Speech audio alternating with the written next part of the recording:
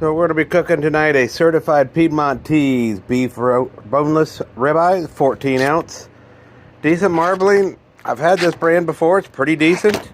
These were on special that day I ordered them. And so we're going to give them a try. We're going to be doing it in a new cooking technique I've not done myself personally. We're going to be doing cutting board seasoned steak. So stay tuned. Alright, so I think we're about ready to get started cooking here. Got this warmed up a little bit. We're at about 416. We're going to see how that does. I've never actually done this before, so you're joining with me on the very first time. I did put just a little bit of avocado in here to help. It is a non-stick pan, and then the guy I said showed me this little recipe, said all you do is just a little bit of oil on your steak. Just a little bit of oil, and then right to your skillet. No salt, no pepper, no nothing. All that comes when you season it on the cutting board. So let's see what happens. Oh yeah. That'll do, donkey. We've got a little bit more heat and we'll get her going. So we're going to divide this up into two parts, because we got the his and her steak tonight. So once again, I've never made this. It was all a big giant guessing game. I want to try a little bit of Kinder's roasted garlic and brown butter. Don't really need the garlic flavor, but I am after a little bit of brown butter. I may add a little bit of butter at the very finishing over there to get the brownness.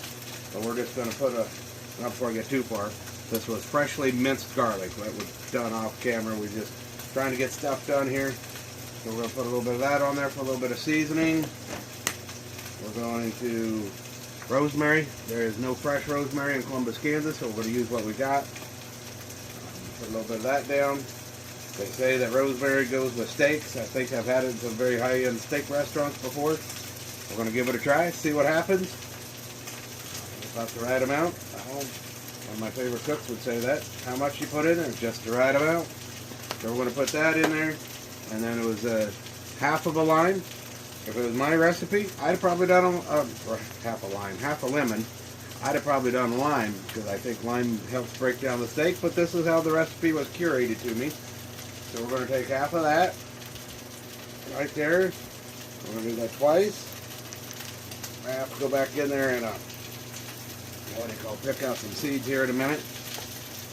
Not much in the way of salt. Salt comes later. So we're going to put a little bit of salt down. It'll be about like that. And then we need to add a little bit of pepper. I've debated about coarse grind or like fine ground pepper. I'm going to go with Watkins on this one. It's very, very spicy pepper. It's not your normal pepper. It's got a little kick to it, so I think it'll be okay. Because I know my finishing has a little bit of coarse pepper in it, so it should be fine. We're just going to, one more thing. And we need to, as in everything in life, butter. We got to get butter on it, and that's going to, when the steak sits on there, it's going to melt, and that's going to turn into a big giant puddle of love. That's the hope anyway. So we'll see what happens. Stay tuned.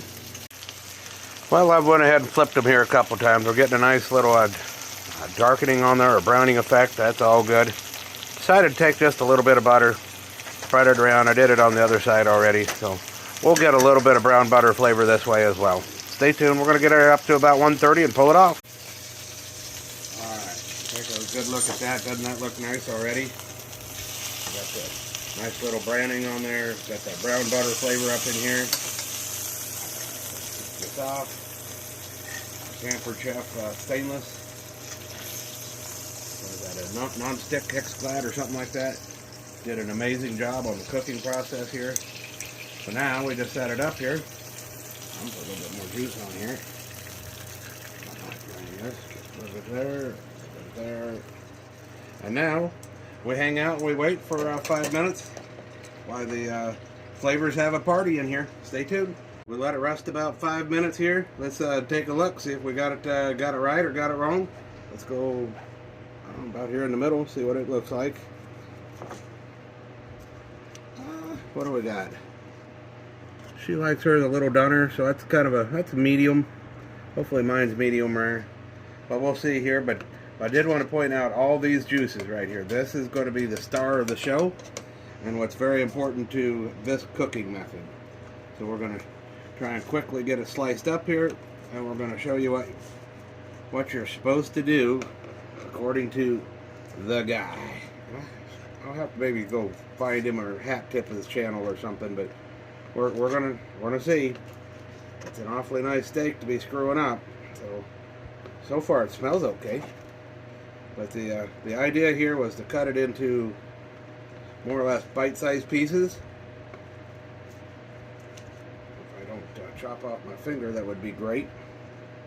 Yeah, let's just work through it here. Just bear with me. We need to cut it up a little bit more in a minute. We sure can. But then, cut that one in half. The magic is going to happen here in just a second. It does appear to be a nice tender steak. I know it's a little bit overcooked, but that's okay. Alright, so here's the magic. Here is where all this flavor gets molded right back into it. You take these flavors and you just kind of make a medley. And as this hangs out here on the cutting board a little bit more, these flavors get right back in.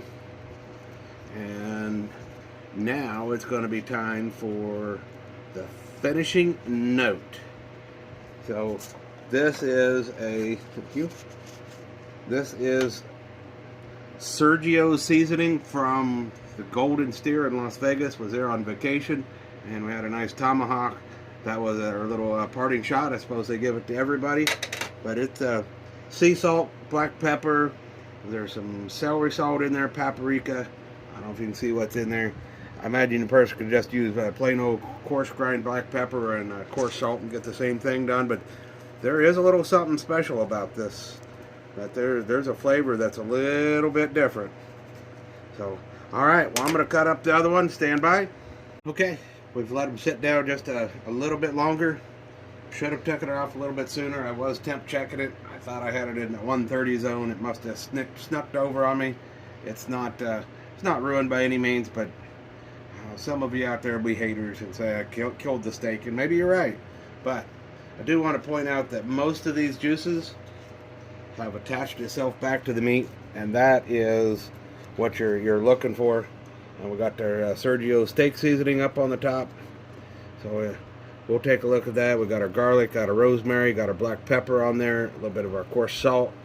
Let's see how it is. First taste. Haven't had any yet.